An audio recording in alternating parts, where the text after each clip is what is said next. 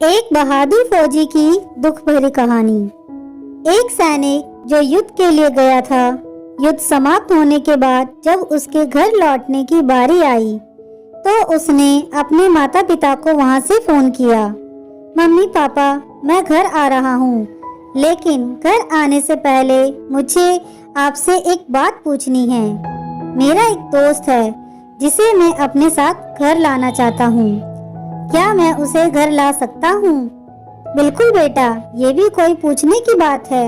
हमें तुम्हारे दोस्त से मिलकर बहुत खुशी होगी, माता पिता ने जवाब दिया।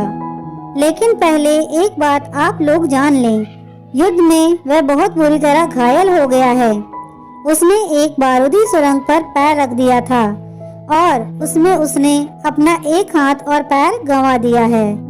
उसके पास कोई जगह नहीं है जहां वो जा सके, इसलिए मैं उसे अपने साथ रहने के लिए लाना चाहता हूँ। उसकी ये बात सुनकर उसकी माँ बोली, बेटा, तुम्हारे दोस्त के बारे में जानकर हमें बहुत दुख हुआ।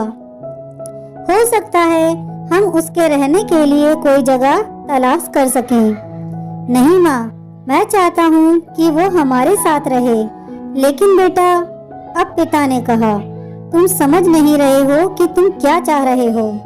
इस तरह का अपाहिज व्यक्ति हमारे लिए कितना बड़ा बोझ होगा। हमारी अपनी जिंदगी है जीने के लिए और हम नहीं चाहते कि इस तरह की कोई भी परिस्थिति हमारी जिंदगी में दखल दे।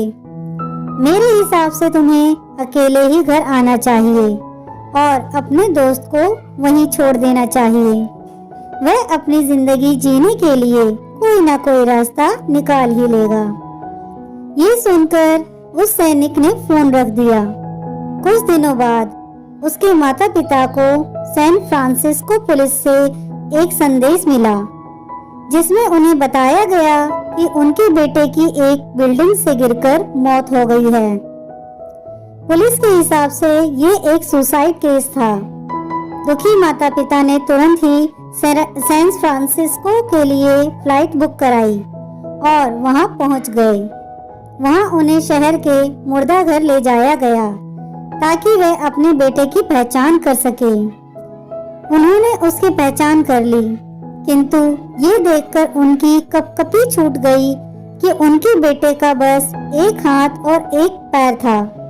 तब जाकर उनको समझ आया कि उनका बेटा उसके दोस्त की नहीं बल्कि खुद के अपाहिज होने की बात कर रहा था और वह जानना चाहता था कि अपाहिज होने पर उसके माता पिता की क्या प्रतिक्रिया होगी। दोस्तों, इस कहानी में जो माता पिता हैं, वे हम में से बहुत से लोगों की तरह हैं जो अपनी सुविधाओं को सबसे अधिक महत्व देते हैं। वे उन लोगों से प्यार करना या रहना या समय बिताना चाहते हैं जो दिखने में अच्छे हैं, स्वस्थ हैं या फिर जिनके साथ रहकर उन्हें मजा आता है। वे ऐसे लोगों को पसंद नहीं करते जो देखने में स्वस्थ, सुंदर या स्मार्ट नहीं हैं, या जिनके साथ वे मजा नहीं कर पाते, या जो किसी भी रूप में उनके लिए असुविधाजनक हैं। वे ऐसे लोगों से दूरी बनाकर रखते हैं, लेकिन कभी कभी उनके इसी व्यवहार के कारण उनके सामने ऐसी परिस्थितियां उत्पन्न हो जाती हैं जब उन्हें पछताना पड़ता है। आइए लोगों को वे जैसे हैं वैसे ही अपनाएं और जरूरत पड़ने पर उनकी मदद करें। दोस्तों, आपको ये कहानी कैसी लगी मुझे कमेंट करके जरूर बताएं। अगर कहानी अच्छी लगी हो तो प्लीज इसे लाइक, शेयर और मेरे चैनल को सब्सक्राइब करना ना भूलें।